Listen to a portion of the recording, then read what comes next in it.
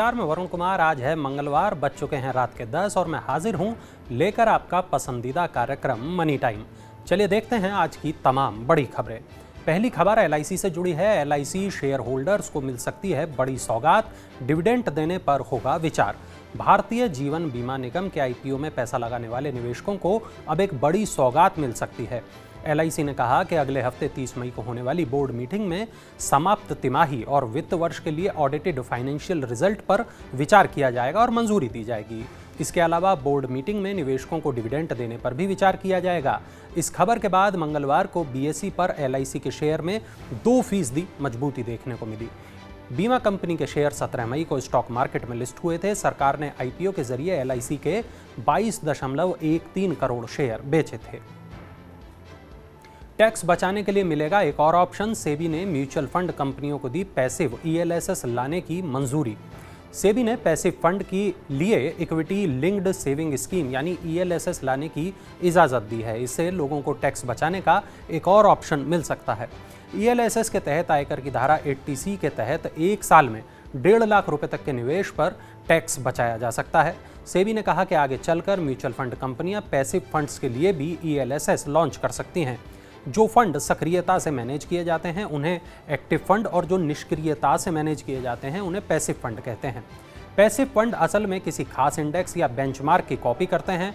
Passively managed ELSS stock index पर आधारित होंगे और इनमें मार्केट कैप के लिहाज से टॉप 250 कंपनियों को शामिल किया जाएगा। इससे नए ज़माने की उन म्यूचुअल फंड कंपनियों को फ़ायदा होगा जो पैसिव स्कीम्स पर फोकस कर रही हैं। एसबीआई ने शुरू की एक्सप्रेस क्रेडिट सुविधा। योनो प्लेटफॉर्म पर घर बैठे मिलेगा लोन। देश के सबसे बड़े सार्वजनिक बैंक भारतीय स्टेट बैंक ने अपने योनो प्लेटफॉर्म पर रियल टाइम एक्सप्रेस क्रेडिट सुविधा की शुरुआत की है। इसके जरिए ग्राहक 35 लाख रुपए तक का पर्सनल लोन घर बैठे आसानी से हासिल कर सकते हैं। केंद्र और राज्य सरकार के कर्मचारियों के अलावा डिफेंस सेक्टर से जुड़े लोगों को इस सुविधा का लाभ मिलेगा। बैंक ने बताया कि ये सुविधा 100% पेपरलेस और डिजिटल है। एसबीआई के चेयरमैन दिनेश खारा ने कहा कि ये खास सुविधा सैलरीड लोगों के लिए पेश की गई है। इस सुविधा के पात्र लोगों को लोन के लिए बैंक आने की ज़रूरत नहीं होगी। योनो प्लेटफॉर्म पर ही तमाम फॉर्मेलिटीज़ पूरी हो जाएंगी। अब एक बहुत ज़रूरी खबर, सिम कार्ड खरीदना आसान नहीं रहेगा। सरकार ने नए नियम बना दिए हैं। अगर आप नया मोबाइल सिम खरीदने की तैयारी कर रहे हैं तो पहले ये खबर ज़रूर सुन लें। सरकार ने सिम कार्ड को लेकर नियमों में बदलाव कर दिया है। इसके तहत अब कुछ कस्टमर्स के लिए नया सिम लेना और भी आसान हो जाएगा। वहीं कुछ कस्टमर्स को अब नया सिम लेने में कई तरह की दिक्कतों का सामना करना होगा। नया सिम कार्ड लेने के लिए सरकार ने ऑनलाइन सुविधा भी मुहैया करा दी है। ऑनलाइन अप्लाई करने पर घर पर ही सिम पहुंचा दिया जाएगा। अब 18 साल से कम उम्र के कस्टमर्स को सिम कार्ड जारी नहीं किया जाएगा। इसके साथ ही जिन लोगों की मानसिक स्थिति ठीक नहीं है उन्हें भी नया सिम कार्ड नहीं जारी किया जाएगा। 18 साल से ऊपर के लोग नए सिम के लिए आधार या डिजिलॉकर में स्टोर्ड किसी भी डॉक्यूमेंट से खुद को वेरीफाई करा सकते हैं और सिम ले सकते हैं। अगली खबर जुड़ी है महंगाई से। महंगे होंगे टीवी, फ्रिज और वॉशिंग मशीन। कंपनियों ने दाम बढ़ाने की घोषणा कर दी है। टेलीविज़न, वॉशिंग मशीन और फ्रिज की कीमतें एक बार फिर से बढ़ने जा रही हैं। व्हाइट गुड्स कंपनियों ने कमज़ोर रुपए और महंगे कच्चे माल की वजह से दाम बढ़ाने की घोषणा की है। हायर, पैनासोनिक और गोदरेज समेत तमाम कंपनियां जल्द ही नए दामों की घोषणा करने वाली हैं। दरअसल तांबा, स्टील, एल्यूमिनियम समेत अन्य कच्चे माल की कीमतों में सालाना आधार पर 19% से लेकर 62% तक की बढ़ोतरी हो चुकी है। कंपनियों के मुताबिक खुदरा महंगाई अप्रैल में 8 साल की ऊंचाई पर थी। साथ ही कोयले की कमी, प्लास्टिक और स्टील के बढ़े दामों के कारण भी दाम बढ़ाने पड़ रहे हैं।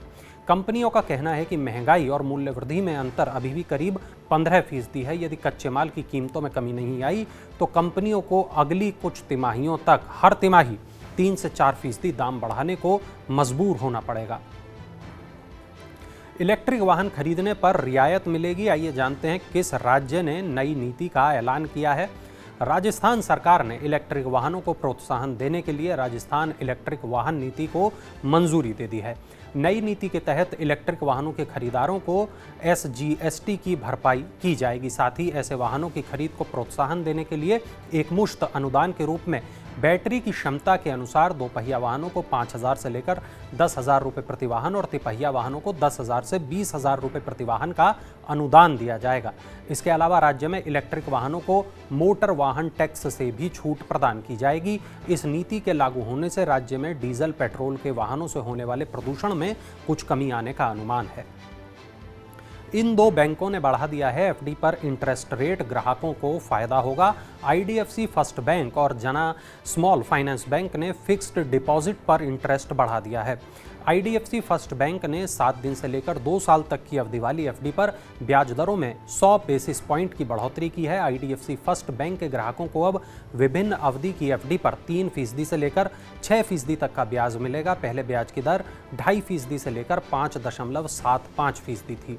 इसी प्रकार जना स्मॉल फाइनेंस बैंक ने अपने फिक्स्ड डिपॉजिट प्लस अकाउंट पर मिलने वाले इंटरेस्ट रेट को बढ़ा दिया है। 7 दिन से लेकर 180 दिनों वाले एफडी प्लस पर ग्राहकों को 2.5% की दर से ब्याज मिलेगा, जबकि 181 दिन से 364 दिन वाले एफडी प्लस अकाउंट पर 3.5% की दर से ब्याज दिया जाएगा। 1 साल की एफडी पर बैंक 6.5% ब्याज की पेशकश कर रहा है। 1 से 2 साल वाले एफडी प्लस अकाउंट पर बैंक 7.20% ब्याज दे रहा है। यात्रियों को मिलेगी फ्री बस सेवा, जानिए कहां मिलेगी ये सुविधा। दिल्ली सरकार ने 150 इलेक्ट्रिक बसों में फ्री यात्रा की पेशकश की है। इन बसों को मंगलवार से सड़कों पर उतारा गया है। सरकार ने कहा कि इन इलेक्ट्रिक बसों में यात्री 3 दिनों तक एकदम मुफ्त यात्रा कर सकेंगे। पिछले हफ्ते सरकार ने 1500 लो फ्लोर इलेक्ट्रिक बसों को खरीदने की मंजूरी दी है। दिल्ली ट्रांसपोर्ट कॉरपोरेशन ने इलेक्ट्रिक व्हीकल चार्जिंग स्टेशन और बैटरी स्वैपिंग स्टेशन लगाने के लिए विभिन्न एजेंसियों को 10 साइट का आवंटन भी कर दिया है। और बुलेट ट्रेन से आएगी क्रांति, जल्द शुरू होगा इसका ऑपरेशन। रेल मंत्रालय ने Mumbai Ahmedabad high speed rail corridor पर चल रहे निर्माण कार्य का एक वीडियो जारी किया है और कहा है कि बुलेट ट्रेन प्रोजेक्ट जल्द ही भारत में ट्रेन यात्रा में क्रांतिकारी बदलाव लाएगा। बुलेट ट्रेन का पहला परीक्षण 2026 में बिलीमोरा और सूरत के बीच संभावित है। ये परीक्षण 350 किलोमीटर प्रति घंटे की रफ्तार पर होगा, जबकि परिचालन रफ्तार 320 किलोमीटर प्रति घंटा होगी। रेल अधिकारियों ने कहा कि जापान 6 हाई स्पीड ट्रेन उपलब्ध कराएगा, जिनको भारतीय स्थितियों के अनुसार मॉडिफाइड किया जाएगा। अहमदाबाद और मुंबई के बीच बुलेट ट्रेन कॉरिडोर की कुल लंबाई 508 किलोमीटर है और इससे इन दोनों शहरों के बीच यात्रा का कुल समय 2 घंटे 58 मिनट का रह जाएगा।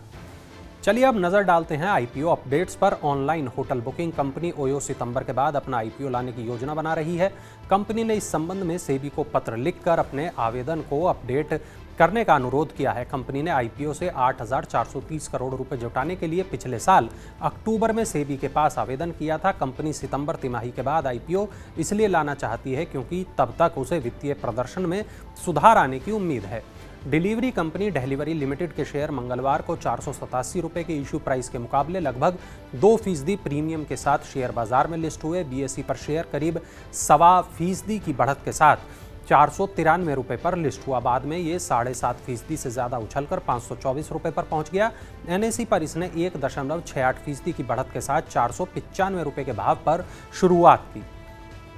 सेबी ने Macleods pharma, travel service company TBO Tek और सूरज एस्टेट्स डेवलपर्स को आईपीओ से पैसा जुटाने के लिए अपनी मंजूरी दे दी है। मैकलॉयड्स 5,000 करोड़ रुपए, टीबीओ टेक 2,100 करोड़ रुपए और सूरज डेवलपर्स 500 करोड़ रुपए जुटाना चाहते हैं। इन तीनों कंपनियों के शेयर बीएसई और एनएसई पर लिस्ट होंगे। तो यह थी आज की तमाम बड़ी खबरें, वो खबरें जो डालती हैं आपकी जेब और आपकी ज़िंदगी पर असर। ऐसी ही तमाम बड़ी खबरों के लिए आप जुड़े रहें मनी 9 के साथ और चलते चलते देखिए हमारा ये खास इन्फोग्राफिक।